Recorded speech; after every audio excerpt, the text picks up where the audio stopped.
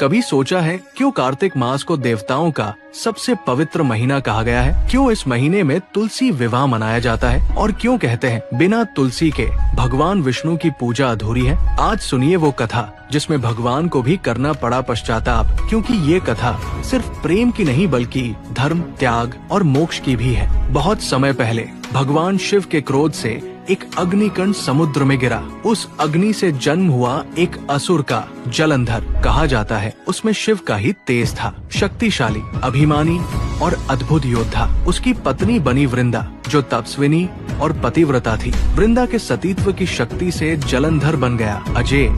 उसके सामने देवता भी झुकने लगे।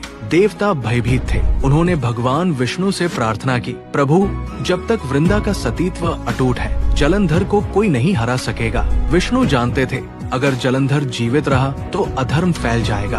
उन्होंने धर्म की रक्षा के लिए एक कठिन निर्णय लिया। वो जलंधर का रूप धारण कर वृंदा के सामने प्रकट हुए। वृंदा ने अपने पति को देखा और श्रद्धा से पूजा की, परंतु जैसे ही उसका सतीत्व भंग हुआ, दूर युद्ध भूमि में जलंधर गिर पड़ा, मारा गया। जब वृंदा को सत्य का ज्ञान हुआ, उसकी आत्मा टूट गई। आंखों में आंसू और होठों पर शाप है, विष्णु, जैसे मेरा सतीत्व टूटा वैसे ही तुम भी अपनी पत्नी से वियोग सहोगे। ये वही शाप था जिसने युगों बाद सीताहरण के रूप में जन्म लिया। वृंदा ने अग्नि में प्रवेश कर दिया और जहाँ उसकी राख गिरी, वहाँ से उग आया एक पवित्र पौधा तुलसी। वृंदा की आत्मा को शांति देने के लिए भगवान विष्णु ने कहा, हे वृंदा, अब तुम तुलसी देवी कहलाओगी। तुम्हारे बिना मेरी पूजा अधूरी रहेगी और जो मुझे तुलसी पत्र अर्पित करेगा, मैं उसे स्वयं मोक्ष प्रदान करूंगा। अपने पाप का प्रायश्चित करने के लिए विष्णु ने कार्तिक मास की शुक्ल एकादशी, जिस दिन देवता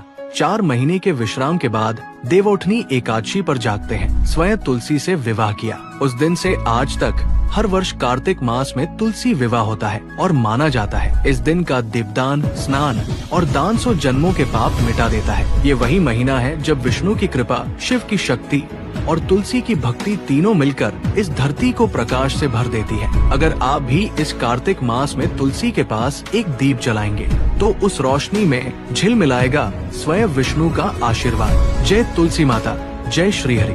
अगर ये कथा आपके हृदय को छू गई तो लाइक करें, शेयर करें और सब्सक्राइब करें, क्योंकि अगली कथा और भी अद्भुत होगी।